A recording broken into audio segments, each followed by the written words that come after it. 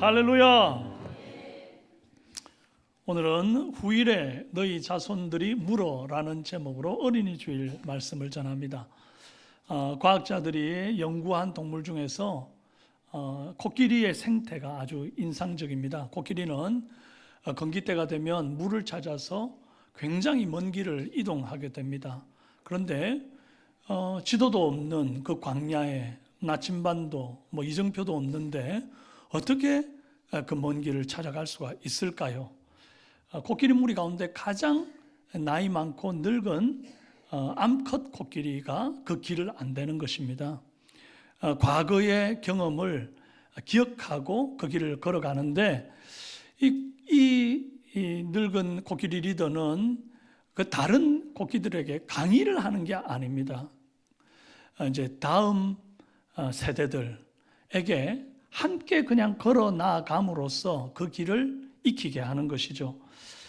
어린 코끼리들은 그 뒷모습을 보면서 이 길 따라가면 사는구나를 배운다는 것입니다.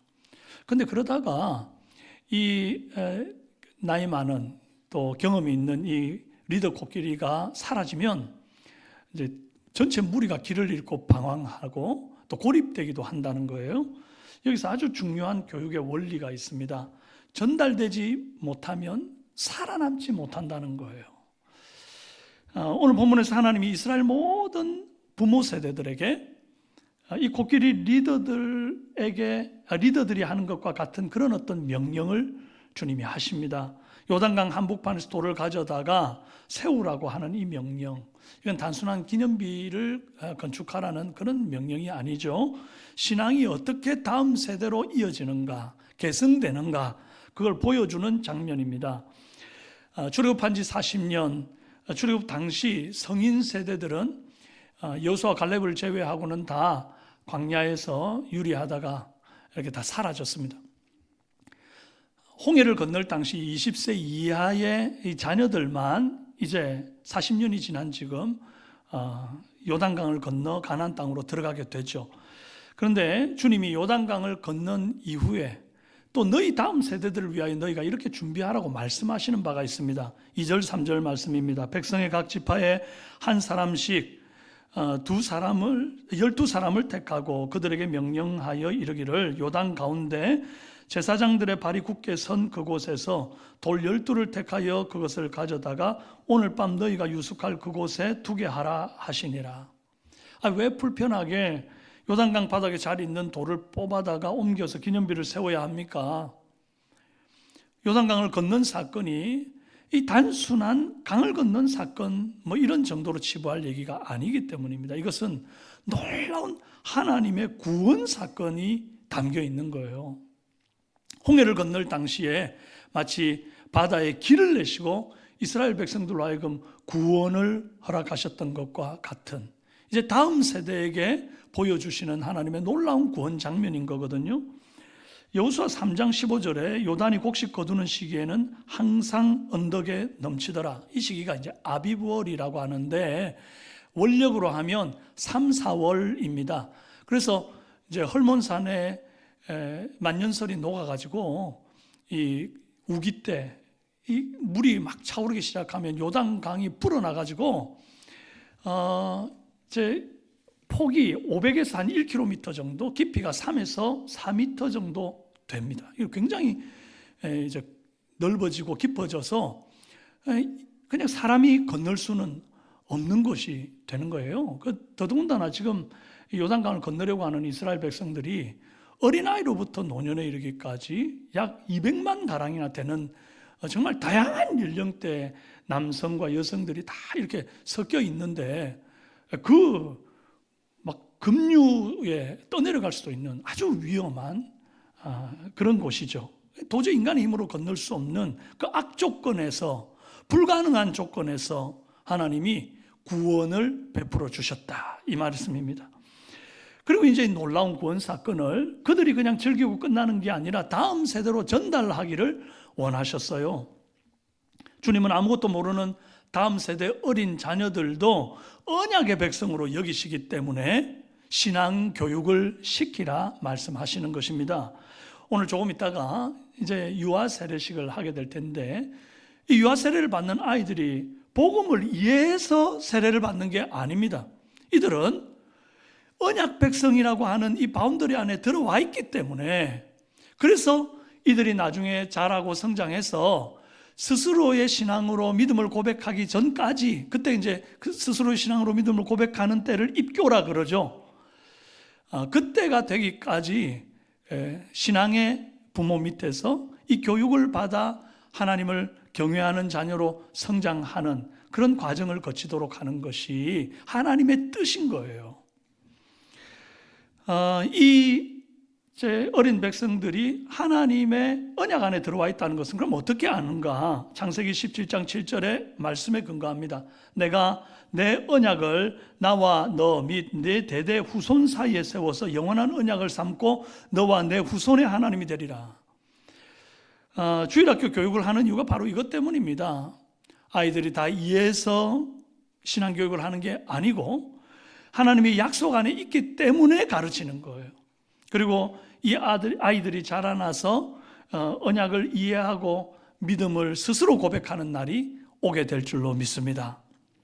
자, 그러면 이런 질문이 생기죠. 하나님의 구원을 전달하는 방식은 많이 있을 텐데 왜 굳이 말 못하는 돌멩이를 세우는 방식으로 오늘 하시는가? 차라리 구체적인 교리를 만들고 학교를 세우고 교사들을 양성해가지고 그래서 주입식 교육을 좀 시키면 안 되겠는가? 우리는 여기에서 하나님의 다음 세대 복음 전달 방식을 배우게 됩니다. 먼저 하나님은 질문을 통해 신앙을 시작하게 하십니다. 읽어볼까요?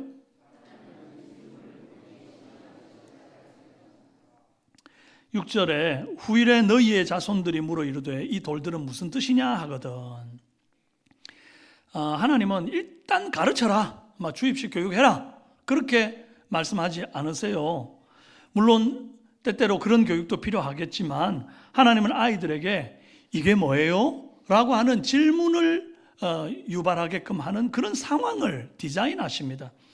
하버드 의과대학 아동연구권위자 로버트 콜스라고 하는 분이 The Spiritual Life of Children, 이 아이들의 영적 삶이라고 하는 책을 편찬했어요. 근데 이 책의 요지가 뭔가 하니까 어린아이들은 어른들이 생각하는 것보다 훨씬 영적인 질문들을 던지고 있다는 것입니다. 아이들이, 우리가 보면 아이들은 신학적 공백 상태다, 신앙적으로는 아는 게 없지, 이렇게 생각하는데 그게 아니라 이미 영적인 질문들을 던지고 있다는 것을 알아야 한다는 것이 이 책의 핵심이에요. 그래서 어린아이들이 묻는 질문들 한번 생각해 보십시오. 저희 집 애들도 어릴 때 저한테 그런 질문을 했거든요. 아빠, 하나님 정말 계세요? 천국과 지옥은 정말 있는 거예요? 그러면 귀신도 천사도 있어요? 나 죽으면 어디로 가요? 아주 이런 근본적인 신앙의 질문들을 던진단 말이죠. 이게 아까 그 로버트 콜스라고 하는 분은 이제 이런 어떤 아이들의 질문을 가지고 The Great Question of Existence, 존재의 위대한 질문이다, 이렇게 정의를 내렸습니다. 우리가 아이들이 엄마 아빠한테 툭툭 던지는 이런 어떤 신앙적인 질문, 영적인 질문들을 그냥 대수롭지 않게 넘겨버리면 안 된다는 거예요. 아이들의 질문이 신앙교육에서 이렇게 중요한데 우리는 종종 아이들의 질문을 되게 귀찮아합니다. 그래서 결국 아이들에게 신앙교육할 골든타임을 놓치게 되는 수가 있어요. 주로 어떻게 합니까? 이제 부모님들이 아이들이 처음 한두 번 질문할 땐 대답을 해주는데 이 질문이 워낙 잦아서 문제 아닙니까? 아이고 목사님, 신앙적인 질문을 해봐요. 제가 얼마나 친절하게 답해주게요. 근데 애가 하는 질문이 맨날 시시콜콜하고 짜잘짜잘하고 별로 막 의미도 없는 그런 질문들을 돌아서면 하고 아이고 지쳐요. 그렇게 말씀하는 분 저 많이 만났습니다. 여러분 혹시 그렇게 하지 않으셨나요? 그런 분들 반응이 뭡니까? 아이들이 질문할 때 첫 번째로 무시합니다. 엄마 지금 바빠, 나중에 얘기해. 그거 지금 몰라도 돼, 나중에 크면 다 알게 돼. 그러고는 대답을 회피합니다. 둘째, 당황하는 태도를 보이는 분들이 있습니다. 그건 나도 잘 모르겠는데 그 교회 가서 선생님한테 물어봐. 책 봐, 책. 책에 다 있어. 이렇게 말씀하시면 웃는 분들 수상해요. 예. 셋째, 자기 자랑 시간으로 바꾸는 거예요. 그 아빠도 옛날에 그거 고민해 봤는데 말이야. 엄마가 왕년에 신앙생활 할 때는 무조건 믿었어. 그게 진짜 믿음이야. 자기 신앙, 자기 자랑 타임으로 바꿔가지고 한참 장하게 얘기를 들으면 애들이 듣다가 지쳐가지고 물어보면 안 되는구나 이렇게 생각하게 된다고. 여러분, 이런 시시콜콜 짜잘짜잘한 그런 질문들을 하는 아이들을 귀찮아하고 무시하는 일들이 반복되게 되면 아이들은 이제 거절감이 학습돼 가지고 진짜 신앙적인 질문이 솟아오를 때 부모에게 질문할까요, 안 할까요? 안 합니다. 질문하면 뭐예요? 또 무시당할 텐데, 또 혼날 텐데, 귀찮아할 텐데. 그래서 이런 부모들을 두고 존 스토트가 뭐라고 경고했는지 아십니까? 다음 세대에게 신앙을 전달하지 못하는 가장 큰 이유는 박해나 이단이 아니라 평범한 부모의 평범한 무관심이다. 이런 식으로 아이들의 질문을 막는 것은 하나님이 주신 신앙교육의 절호의 기회를 발로 그냥 차버리는 일이에요. 질문이 멈추는 순간 아이들의 신앙 성장도 멈춘다는 것을 여러분 꼭 아셔야 합니다. 크리스찬 부모는 그래서 아이가 하나님을 궁금해하도록 거룩한 호기심을 자아낼 수 있는 환경을 만들어주는 사람이어야 합니다.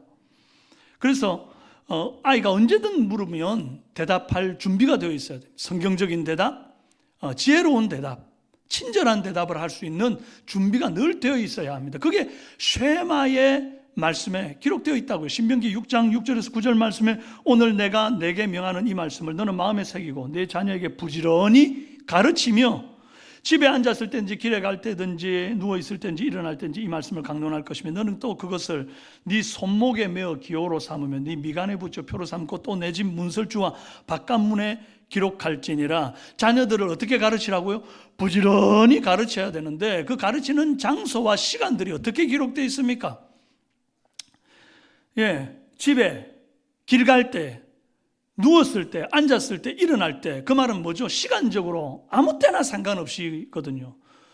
잠을 잘 때든지, 앉았을 때든지, 일어날 때든지, 또 손목에, 미간에, 문설주에, 바깥 문에, 장소 상관없이 어디서든지 아이들이 물어보면 대답할 수 있는 그런 부모가 되도록 해서 신앙적 가르침을 해라는 거죠.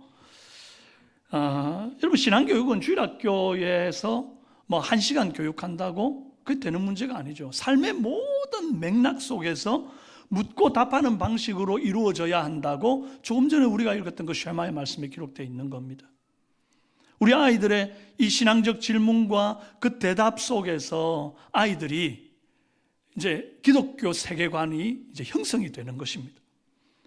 그래서 우리 삼성교회 모든 부모들은 아이들의 질문을 소중히 여기고 그 질문이 탁 들어왔을 때에 정말 성경적이고 바른 대답을 해줄 수 있는, 그래서 아이들을 정말 잘 신앙적으로 교육할 수 있는 부모들이 되기를 바랍니다. 그렇게 되기를 바랍니다. 네, 그래서 하나님은 질문이 나오게 만드는 장면들을 곳곳에 남기게 하십니다. 읽어볼까요?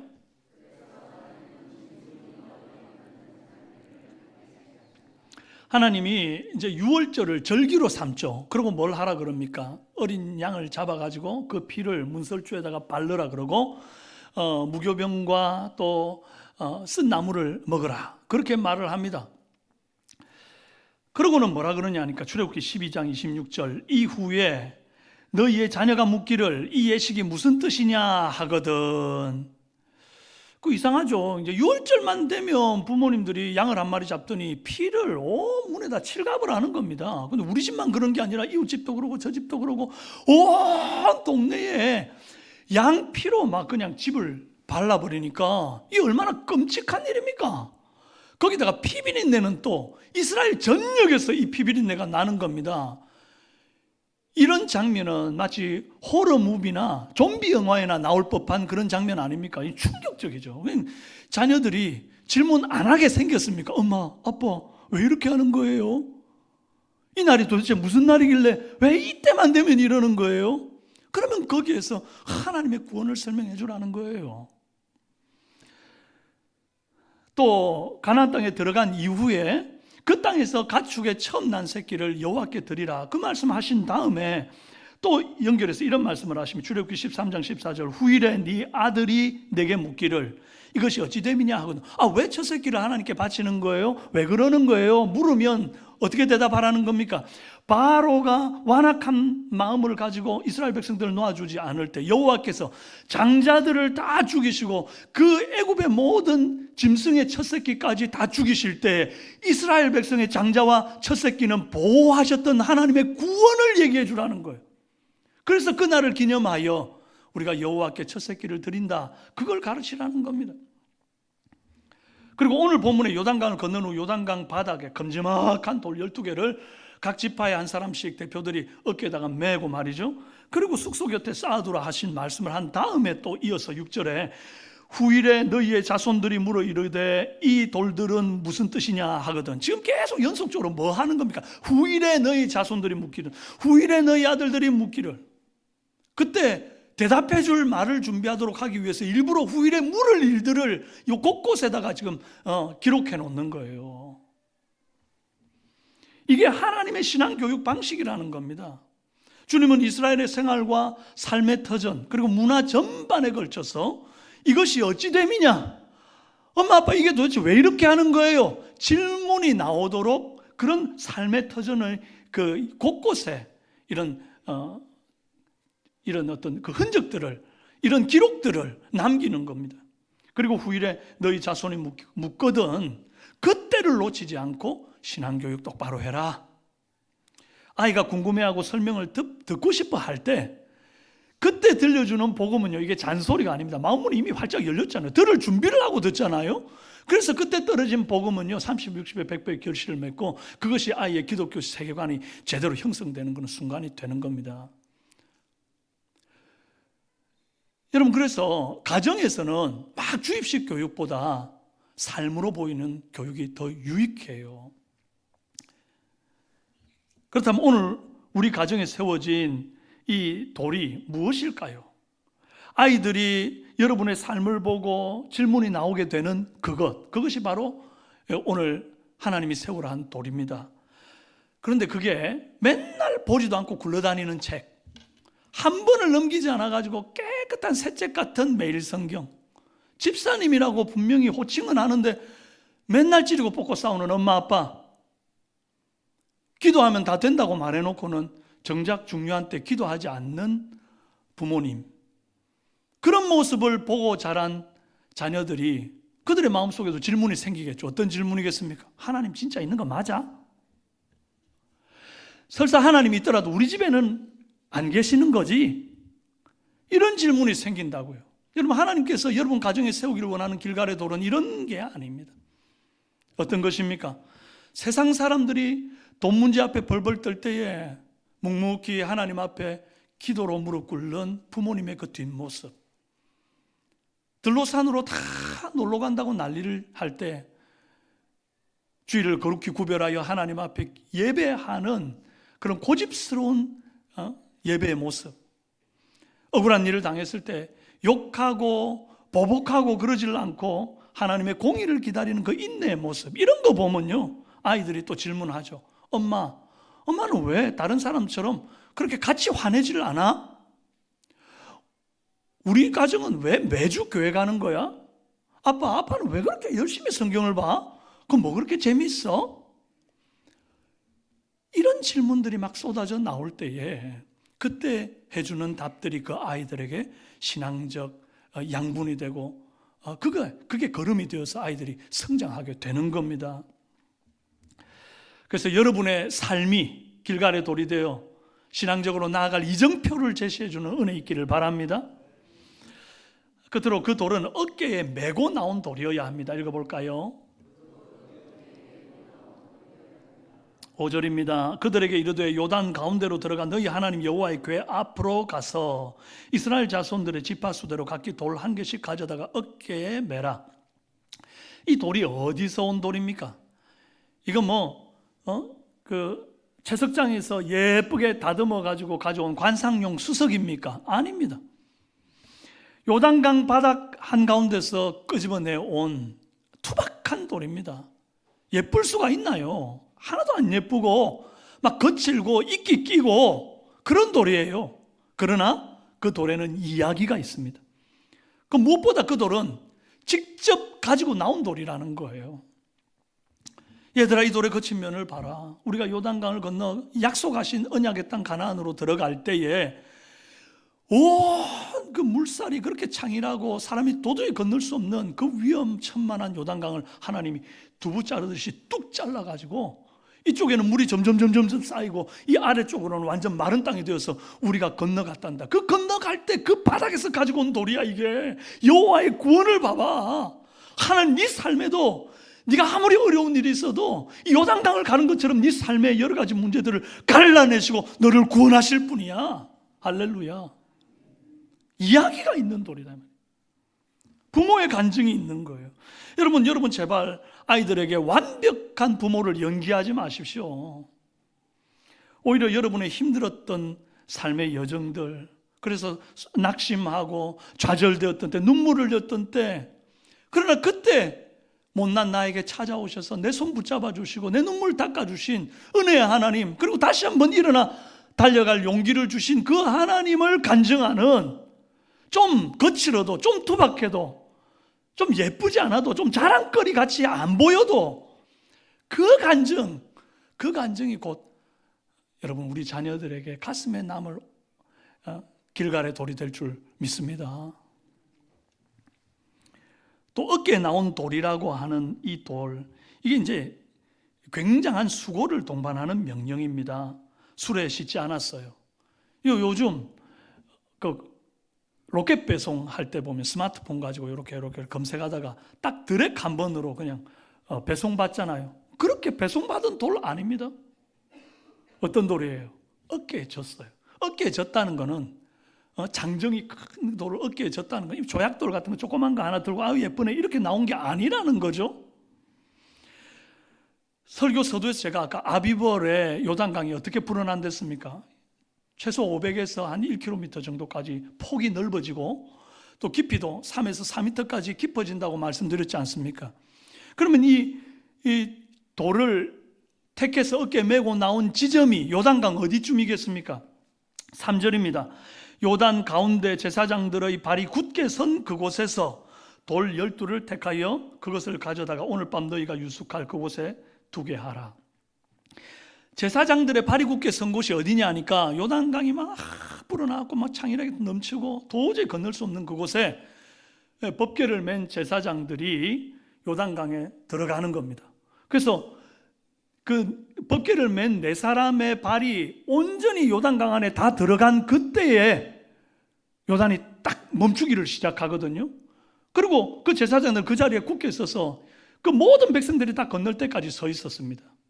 대표자들이 거기서 돌을 꺼내올 때 그 제사장들 발밑에서 돌을 꺼내왔으니까 어디예요? 요단강 초입에서부터 이걸 들었다는 겁니다. 그럼 요단강만 건너는 것도 한 1km죠. 그러면 그 요단강 건너자마자 거기 세웠는가? 아니에요. 너희 유숙할 곳에다가 두라 그랬으니까 어디에 유숙하는가 봤더니 길갈이라는 곳에 유숙을 합니다. 여호수아 4장 19절에서 20절, 첫째 달 10일에 백성이 요단에서 올라와 여리고 동쪽 경계 길갈에 진침해 여호수아가 요단에서 가져온 그 12돌을 길갈에 세우고, 길갈인데 이게 여리고 동쪽 경계라는 겁니다. 그래서 훨씬 더 여리고 쪽으로 가까이 붙어 있는 쪽, 그래서 그 거리가 대략 한 3에서 4km 정도 요단강에서 떨어져 있는 곳이거든요. 그러면 처음 요단강 초입에서부터 이 돌을 어깨에 맸다 그러면 그때부터 요단강 건너 1km 또 더 나아가 한 3km, 뭐 3, 4km 이렇게 가면 약 한 5km 정도를 걸어온 거예요. 장정이 큰 돌을 어깨에다가 메고 땀을 뻘뻘 흘리면서 1시간이 넘는 그 거리를 와가지고 말이죠. 누구를 위해서 그 일을 한 겁니까? 누구를 위해서? 다음 세대에게 신앙교육 시키려고, 후일에 너희 자녀들이 물을 때 해줄 말을 위해서 이걸 들고 가는 거 아닙니까?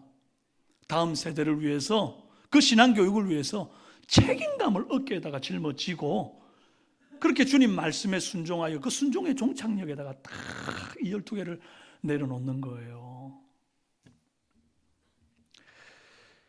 아이를 학교에만 보내면 저절로 공부하나요? 그렇지 않습니다. 선생님들 땀 흘리는 수고와 학생의 배움에 열정이 맞물려져야 이 배움에 좀 효과가 있고 아이들이 성장하죠. 신앙교육도 마찬가지입니다. 주일학교만 보내놓으면 저절로 크는 거 아닙니다. 학교는 그나마 매일 가고 뭐 6, 7시간 공부하고 그다음에 뭐 학원도 보내고 이러니까 어떻게든 지식적으로 좀 따라가는 게 있어요. 그것도 주위의 아이들을 또 열심히 하는 아이들 보면서 또 도전도 되고 뭐 이렇게 하니까. 그런데 이 신앙교육이라는 건 좀 달라요. 주일학교 보내봐요. 일주일에 한 번이고 1시간 남짓됩니다. 그 1시간의 교육으로 아이의 신앙교육이 충분하다 생각하는 건요, 이 지나친 낙관입니다. 주일학교 교육과 가정교육이 같이 가야 합니다. 가정에서는 아까 주입식 교육이 좀 어렵잖아요.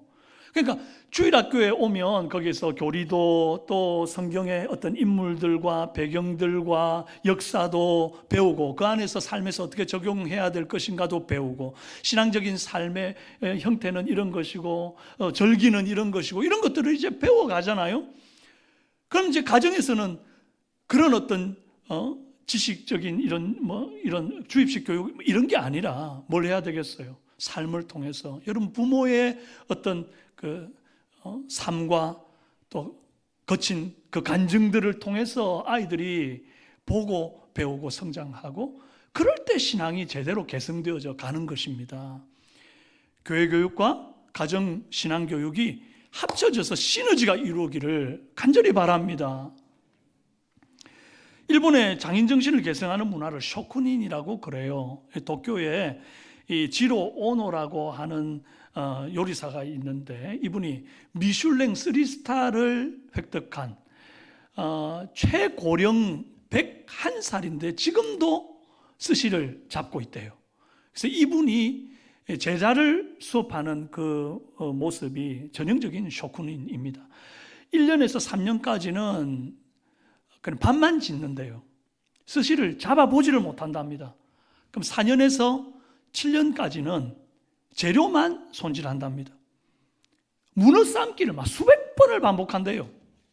그러다가 이제 8년에서 10년째 드디어 타마고라고 계란말이를 해본답니다.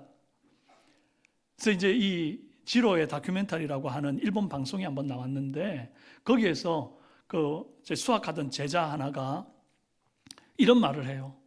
이제 계란말이를 처음으로 합격받던 날 나는 울었다. 200번의 실패 끝에 성공한 것이었기 때문이다. 이렇게 말해요. 아니, 계란말이 뭐 어려운가? 여러분 지금 그래 생각하시죠?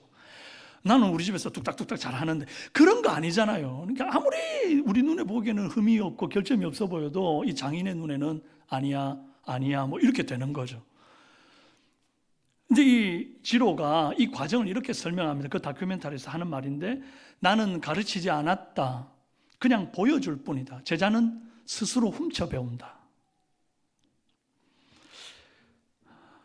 그의 교육 방식이 오늘 본문에 하나님이 부모 세대에게 자녀 세대를 어떻게 교육해라 하는지를 말씀하신 것과 굉장히 닮아 있다는 생각을 합니다.